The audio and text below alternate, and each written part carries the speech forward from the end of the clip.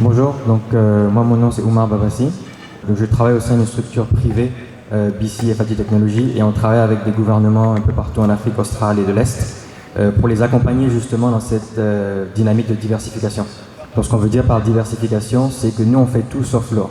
Mais quand je dis tout, c'est pas vraiment tout. C'est-à-dire que les États-Unis, l'Union européenne, la Chine, l'Australie, toutes ces régions-là ont une liste de minerais qu'ils appellent critiques.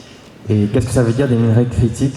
C'est assez simple, c'est que c'est des minerais qui sont des priorités économiques, des priorités technologiques, et il y a des questions de sécurité d'approvisionnement. Donc quand on parle de minerais comme le lithium, l'antimony, le nickel, le cobalt, la bauxite, il y a toute une catégorie de minerais et chaque pays a ses propres priorités. Donc la Chine peut avoir des priorités par exemple de défense nationale, l'Union européenne peut avoir des priorités technologiques.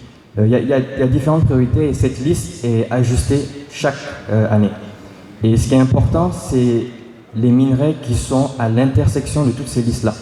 Parce qu'il y a une catégorie de minerais, entre 10 et 20 généralement, dépendamment des années, qui sont à l'intersection de toutes ces listes-là. Et ces minerais-là, ce sont ces minerais-là qui sont au cœur de la compétitivité mondiale. Et c'est sur ces minerais-là que nous nous spécialisons et que nous essayons d'accompagner les gouvernements, par exemple, du Zimbabwe, du Burundi, du Nigeria, parce qu'ils ont compris en fait qu'il y a une course. Quand on dit compétitivité, c'est un gros mot, ça veut juste dire c'est une course. C'est qui sera le premier à sécuriser son propre approvisionnement. Et donc c'est quelque chose qui nous intéresse depuis longtemps. C'est pour ça qu'au Mali, on n'est pas vraiment au Mali, parce que la plupart des autres pays ont déjà une production de ces minerais-là. Peu importe si vous parlez du cobalt, du nickel, de l'antimony, et ces produits sont souvent plus développés dans les pays anglophones. Il y a une raison assez simple en plus à ça, c'est que les pays anglophones, même quand vous allez dans les universités en Tanzanie, à Dar es Salaam ou à Kigali, ils lisent en fait ces listes-là. Ils comprennent quels sont les enjeux au niveau des États-Unis, au niveau de l'Australie, au niveau du Canada. Donc ça leur permet d'aller financer des petits projets. On parle vraiment de projets de 20, 30, 40 personnes, mais qui permettent de produire quelques conteneurs chaque semaine, que ce soit du lithium, que ce soit de beryllium, qui est utilisé dans la défense. Et ces listes-là évoluent tellement vite que c'est très difficile pour les gouvernements africains de s'adapter. Je prends juste le cas du lithium. Le cas du lithium tout le monde sait que le prix du lithium a explosé en 2021.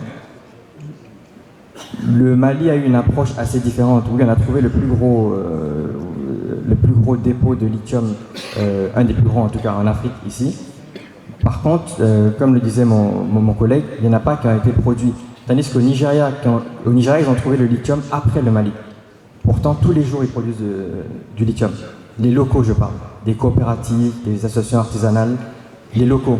Même chose au Burundi dans les montagnes, même chose au Rwanda. Et les listes officielles, en fait, ne reflètent pas ces dynamiques-là. Les listes officielles ne reflètent pas ça.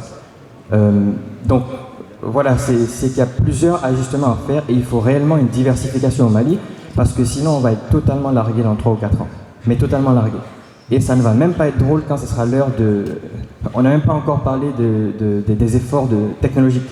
Donc si vous voyez par exemple les collaborations que la Tanzanie fait avec le Rwanda pour le recyclage des batteries, ou ce que le Congo est en train de faire en ce moment avec la Zambie, dans une région qu'on appelle le Copper Belt, où ils sont en train de s'associer, partager les bases de données, faire des associations infrastructurelles transfrontalières.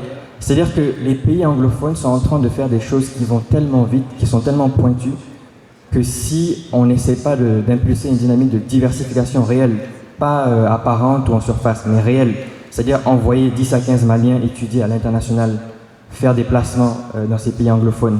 Même les universités, on en parlait hier avec mon collègue, je lui ai expliqué qu'au Rwanda, ils ont signé des partenariats avec les universités en Australie. Au Botswana, ils ont signé des partenariats avec les universités au Canada. Et c'est quand même bizarre que pour un pays comme le Mali, qui a trouvé un des plus grands dépôts de lithium, 1, on n'en a pas produit, 2, on n'en a pas exporté, et 3, on doit être un des pays avec le moins de partenariats, je parle en termes d'étudiants, dans ce genre d'université-là. Donc il y a un retard réel, mais c'est pas que le Mali, hein, c'est vraiment moi je trouve que c'est le monde francophone. Je trouve que c'est vraiment l'Afrique francophone, en tout cas l'Afrique de l'Ouest, qui a un retard à ce niveau-là. Mais sinon, plus vous rentrez dans ce genre de liste-là, plus vous verrez qu'il y a des minerais qui sont vraiment critiques et vraiment urgents. les terres rares au Burundi, le graphite un peu partout, l'antimony par exemple, parce que c'est ça quand on parle de technologie. Il y a les 2 dernières années, si vous allez dans plein de conférences technologiques, vous verrez que les batteries lithium étaient un peu les stars. C'est fini ça. Ça c'est fini. Depuis l'année dernière, il y a des nouvelles batteries, par exemple si vous tapez sur Google Ambri, A-M-B-R-I, il y a des nouvelles batteries liquide métal, on appelle ça, qui sont faites à base d'antimony, qui ont été développées aux États-Unis. Et donc ces batteries-là, ça vient directement en compétition avec les batteries de lithium. Parce que c'est des batteries qui ont des chimies différentes, qui sont plus stables, qui peuvent être plus adaptées, par exemple, pour les parcs éoliens et pour les parcs solaires. Donc, si on ne suit pas les développements technologiques, si on ne forme pas nos jeunes, comme ce qui est le cas en Afrique de l'Est, parce que là, la moyenne d'âge dans plein de petites compagnies qui produisent des minerais stratégiques, on parle d'une moyenne d'âge de entre 25 et 35 ans. C'est très bas. C'est très très bas. Parce qu'il y a une phrase qu'ils aiment bien dire en anglais, mais c'est qu'ils ne vont pas donner leurs minerais stratégiques, ils ne vont pas laisser... je vais faire attention à comment je formule ça. C'est qu'ils disent qu'ils ne... comment je veux dire ça en français? It's like they're not going to let it to people that were not, you know, they were not... when they were born, there was no smartphone. So how can they actually lead, electrification? En gros, sans manquer de respect à nos aînés, c'est qu'il y a des défis qui demandent une telle attention. Il faut lire les nouvelles technologies, lire les nouvelles innovations, être vraiment au fait de ce qui se passe, parce que chaque décision, chaque jour compte. Et quand je dis c'est des courses, c'est vraiment des courses. Et c'est en milliards de dollars que ça se joue. Et ici, il y a des partenariats qui sont vraiment importants. Et donc, c'est ce qu'on va essayer de développer dans notre commission tout à l'heure, en essayant de montrer les produits que l'on exporte, les petites PME que l'on supporte, par exemple au Burundi, au Rwanda, en Tanzanie, au Zimbabwe. Donc voilà, on va essayer de vraiment couvrir ce que les autres pays font, comment est-ce qu'ils impulsent un dynamisme à travers des petits producteurs, et voilà.